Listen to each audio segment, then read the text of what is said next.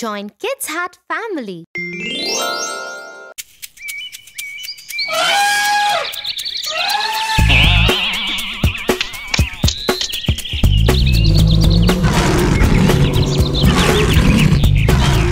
Look, that's a wolf out there.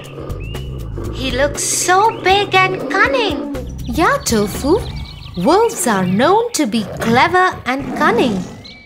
My childhood memories with wolves are quite interesting, especially the story of the wolf and the 7 little goats.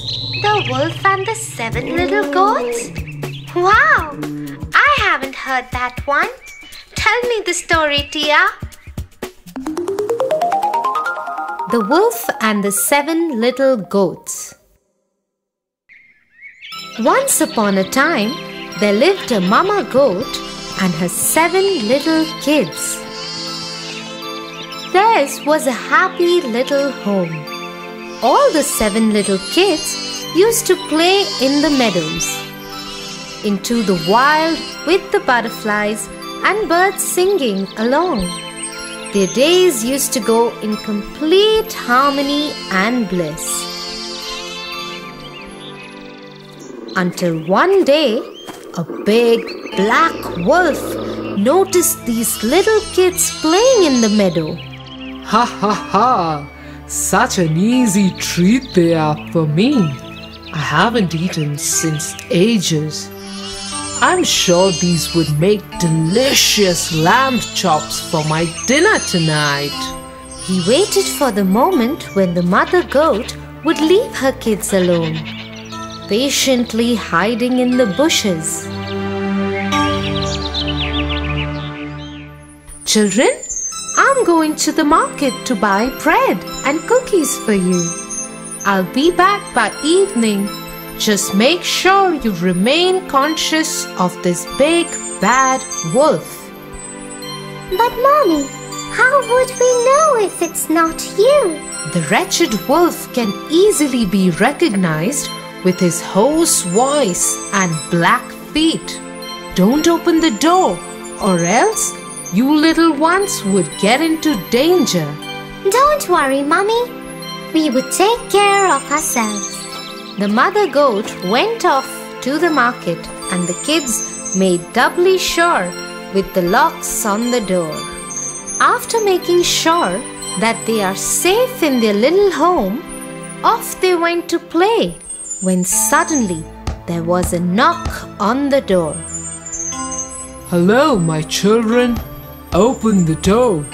Your mother is back. Hearing the voice, the youngest one scampered to the door. Mommy, she's back. In no time, the eldest one ran to catch his little sibling. No, it's not our Mommy. She hasn't got such a rough voice. And then, looking at the door, the eldest kid shouted back saying, Go away, you big bad wolf. Our mother doesn't have such a hoarse voice. Hearing this, the wolf got annoyed and ran to get a box of chalk, as he had heard that this would make his voice as soft as that of a baby. But kids, you shouldn't do this at any cost, as this would only make your tummy ache badly. So off he went and gulped off the whole box of chalk. Knocking on the door again, he said, Hello, kids. Your mother is back. Look what I have got for you. Cookies, breads, and ginger ale. Oh, that sounds like our mother. Should we open the door now? But look down there. Our mother has not got black feet. This is surely the wolf. Go away, you big bad wolf. Our mother has not got black feet, but beautiful white feet. Hearing this, the wolf ran to the miller and jumped into the mountain of white dough. He was all white from head to toe. Running back to the house, he knocked again and said, Kids, Your mother is back. Open the door. That sounds like our mother, and also the feet are white. We should open the door now. Not knowing what danger awaits them, all the kids ran to the door and opened it. But just to see who was standing there. The big bad wolf gave a loud laugh and brushed off his white powder. Hello, kids. Are you ready to become my feast tonight? The kids ran here and there to save their lives. One went inside the kettle, the other in the oven. One looked for a place under the bed, and the other tried saving itself by hiding in the pot. The youngest one was so tiny that he managed to hide himself inside the clock case. The wolf, having no mercy, started taking them out from their hidings. One by one, he rolled them in a ball and gulped them up. Ah, there goes the first one. Oh, the second one is under the bed. Here you go. In no time, he ate all the kids except for the youngest one who was hiding in the clock case. With his tummy full, he burped and left the home. When the mother returned, she was shocked to see the door open and waited for the biggest nightmare that might have come true. The house was all upside down. The crockery was broken. The curtains were torn. The chair was broken, and the kids were nowhere to be found. She cried for them. Children! Oh, children! Where are you? At that very moment, the youngest one came out of the clock case and hugged his mother, crying and howling. Oh, Mother, the bad wolf disguised us by sounding and looking like you. He ate up all my brothers and sisters. What will we do now? Don't worry. Let's go and look for him. They went out searching for the wolf. His tummy was so filled that he slept off in a meadow near the house itself. His snores was so loud that even the branches of the tree were shuddering. The mother goat very quietly went near him and asked her youngest kid to get scissors, thread, and a needle. Off he went to get them.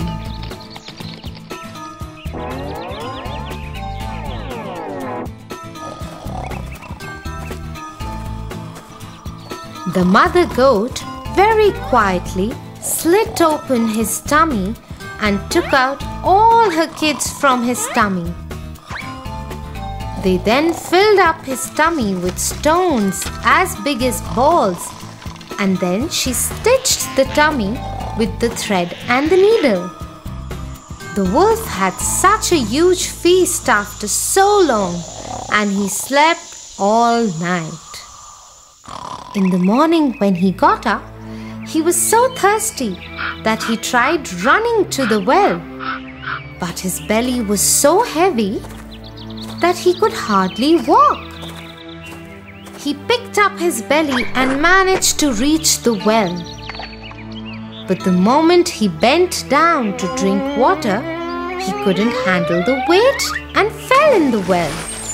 The kids were looking at all of this from their window and shouted happily, Mommy, Mommy, the wolf has died. Now we can play freely outside without any fear.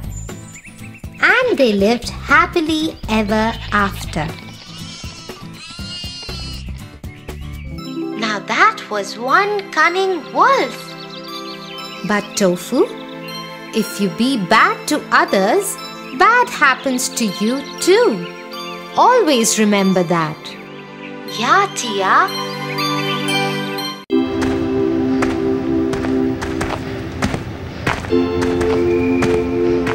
What happened, Tofu? Why are you so sad? Tia, I am sad because I lost my bicycle last week. My friends enjoy the ride on their bicycles, but I can't. I wish they lose their bicycles too. Tofu, I never knew you'll be so mean. You sound very selfish. You should stop this right away. Tia, sorry Tia, but I was really sad. I don't have one, but my friends do. I just feel left out. It's okay, Tofu. I can understand that you are sad. But wishing bad for others is not good. We should always think good for others. Come, I'll tell you a story about a fox who became a laughing stock amongst his friends just because he was very selfish. The Fox Without a Tail.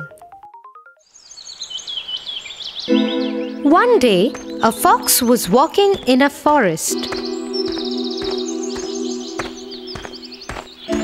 Suddenly, he heard a huge snap, and in an immediate reaction, he jumped. But something awful happened to the poor little thing. He found his tail stuck in a trap, and this gave a sharp pain in his rear. Ooh! Ah! That hurts so much! Oh! My tail is stuck in a trap! What would I do now? After battling for long with his tail and the trap, he gave a final try to it, and with that came another snapping voice. Tears coming out of his eyes, the fox moaned.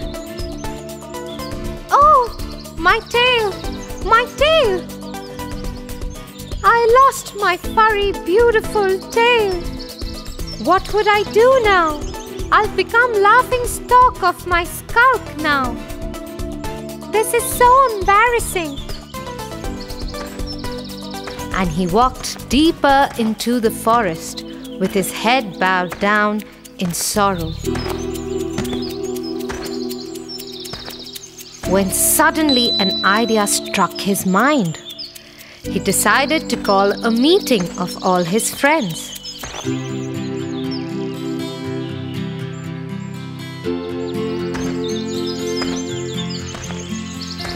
Friends, I have gathered you for a reason today. While walking through the forest, I kept wondering. We have eyes, nose, ears, teeth, legs, all for some reasons. But why do we need a tail? It's a useless thing and keeps bothering us for some reason or the other. It either gets in way of our sitting or when kept outside is left for someone to trip over. So after a deep thought, I cut off my tail and want you to do the same. It feels great without that useless thing. The skulker fox kept looking at the fox in amazement as to what he was saying. It's true, but nobody has really thought about them without the tail. It surely would be painful to do that. Meanwhile, a young agile fox jumped onto the higher place and addressed the skulk. Are you saying this because you no longer have a beautiful furry tail? Here you are just talking about your self-interest so that you don't get embarrassed and feel left out of the skulk. And the rest of the skulk went off laughing away and discussing as to how selfish and mean the fox is. In order to not feel embarrassed, he wants everyone to chop off their tail. Tia, now I understood. I shouldn't be selfish and not think bad for others. Come, I'll buy you an ice cream, Tofu.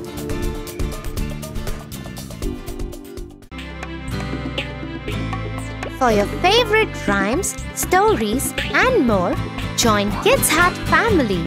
Subscribe here.